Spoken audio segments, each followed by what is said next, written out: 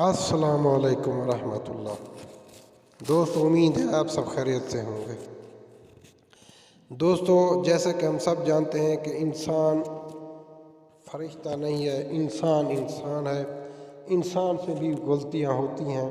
اور اسی طرح عمران خان صاحب بھی، موجودہ پرائم منسٹر پاکستان بھی ایک انسان ہے، کیونکہ حکومت چلانے کے کچھ شروع میں ہی کچھ خامیاں تھیں انسان میں، اور عمران خان صاحب سے بھی جو خامیاں ہوئی ہیں کچھ، ہم آج ان کی تھوڑی نشاندہی کرنے جا رہے ہیں کہ عمران خان شروع میں ہی کچھ غلطی کر گئے، جس کا تھوڑا بہت نقصان آج اٹھانا پڑ رہا ہے۔ موجودہ حالات جو کچھ بحران ہے عالمی دور سے پھر، جیسے کہ پاکستان کے ساتھ ساتھ پوری دنیا میں یہ حالات چل رہے ہیں، اور عمران خان کی کوئی کامیابیاں بھی بہت ہیں۔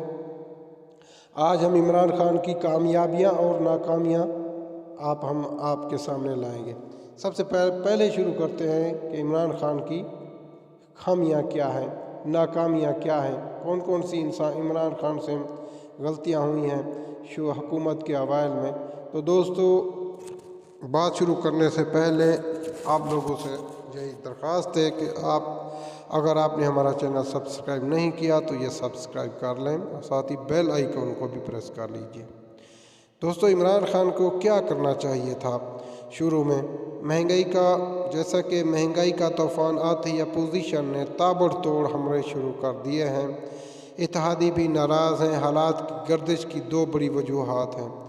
ایک وجہ عالمی مہنگائی، مگر اس سے بھی بڑی وجہ عمران خان کی اپنی معاشی ٹیم اور اپنے فیصلے ہیں۔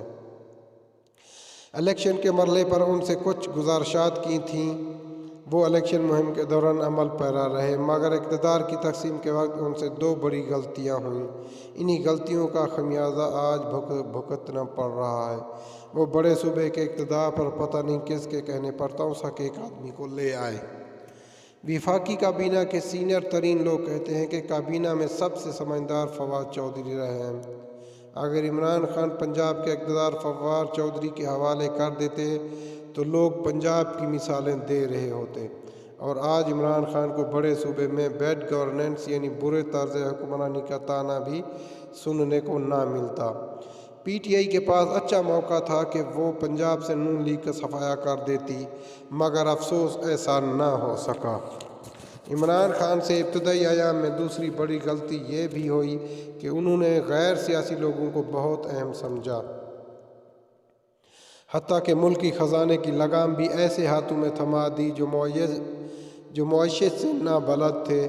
مجھے ابھی تک کچھ باتیں یاد ہیں کہ میں نے انہیں اسد عمر کا نام پارٹی میں اہم تھا، مگر اسے خزانے کا وزیر مت بنانا، کیونکہ اسے معیشت کا کچھ پتہ نہیں۔ یہ بقول مظہر برلاس کی یہ جو ہے نا قلم بند کر رہے ہیں۔ ہم نے مظہر برلاس کہتے ہیں کہ میں نے انہیں سمجھایا تھا کہ وزیر اسد عمر بہت پارٹی کا اہم رکن ہے، مگر اسے وزیر خزانہ مت بنانا، مگر عمران خان صاحب نے میری ایک نہ سنی اور اسے وزیر خزانہ بنا دیا۔ اور عمران خان نے کہا، اور انہوں نے اپنے وعدے کو مقام جانا اور کہا کہ میں نے اسد عمر سے وعدہ کیا ہوا ہے، اور انہوں نے اپنا وعدہ مقام جانا اور وزیر خزانہ اسد عمر کو بنا دیا۔ خیر، انہوں نے اپنے وعدے کو اہم جانا اور انہیں وزیر خزانہ بنا دیا۔ اسد عمر خان صاحب نے آئی ایم ایف نہ جانے کا اعلان کیا، 1 کروڑ نوکریوں کا نعرہ لگایا، 50 لاکھ گھروں کی بات کی، لیکن پھر کیا ہوا؟ چند ماہ بعد ہی آئی ایم ایف کے دروازے پر دستک دینا پڑی۔ آئی ایم ایف والے ہمارے وزیر بہادر سے بات کرنے کو تیار نہ ہوئے تو وزیر اعظم صاحب خود دبئی جا کر مذاکرات کرنا پڑے۔ اسی دوران اگر ہمارے دوست ممالک کے ساتھ نہ نبھاتے تو ہمارا ملک دیوالیہ ہو جاتا، جیسے کہ ہمارا دوست ملک سعودی عرب اور عمان اور قطر ہمیں امداد نہ دیتے تو شاید ہمارا ملک اس وقت سے ہی دیوالیہ ہو جاتا۔ پھر وقت آیا کہ وزیر اعظم کو وعدہ فرموش کرنا پڑا، وزیر کو ہٹانا پڑا۔ پتہ نہیں رات گئے کن لوگوں نے معیشت کے سامنے آئینہ رکھ دیا تھا۔ چند ماہ بعد پہلے وزیر اعظم کہنے لگے کہ آپ کی بات درست تھی، ویسے برلاس کو کہنے لگے، مظہر برلاس صاحب کو، تو ویسے بھی ہمیں پہلے ہی دن IMF کے پاس چلے جانا چاہیے تھا۔ پہلے وزیر خزانہ کے ابتدائی 9 ماہ کا خمیازہ بھگت رہا ہوں اور فاصلہ طے ہی نہیں ہو رہا۔ اس میں کوئی شک نہیں کہ جتنا قرضہ پاکستان نے 60 برسوں میں لیا، اس سے کہیں زیادہ پچھلی 2 حکومتوں نے لیا۔ اور اس سلسلے میں فواد چودھری بتاتے ہیں کہ 1947 سے لے کر 2008 تک پاکستان نے قرضہ لیا صرف 6000 ارب، جبکہ 2008 سے 2018 تک یعنی 10 برسوں میں 23000 ارب قرضہ لیا۔ 2008 میں زرداری حکومت آئی اور 2018 میں نواز شریف کی حکومت رخصت ہوئی۔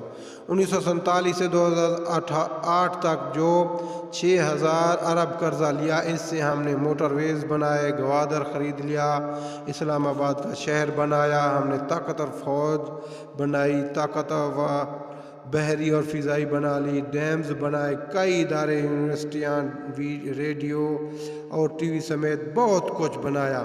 2008 سے 2018 کے 10 سال میں قرضہ تو 23000 ارب لیا، مگر بنایا کچھ نہیں۔ اس سے ملکی معیشت پر بوجھ بڑھ گیا۔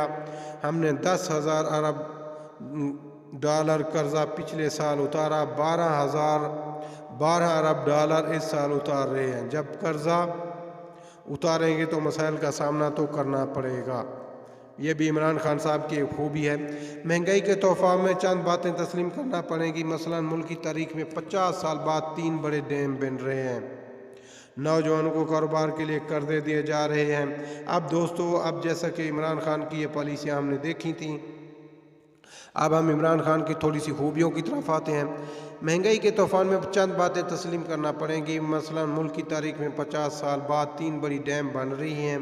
نوجوانوں کو کاروبار کے لیے قرضے دیے جا رہے ہیں۔ کسان کی حالت بہتر ہوئی ہے۔ وزیر اعظم کی یہ بات درست ہے کہ یورپ میں ہیلتھ انشورنس خریدی جاتی ہے، مگر تحریک انصاف کی حکومت لوگوں کو مفت ہیلتھ انشورنس دے رہی ہے۔ سیاسی اور غیر سیاسی لوگوں میں فرق یہ ہے کہ آج فواد چودھری وزیر اعظم کو صاف بتا رہے ہیں کہ ہمارا ووٹر 30,000 سے 2 لاکھ ماہانہ کمانے والا ہے۔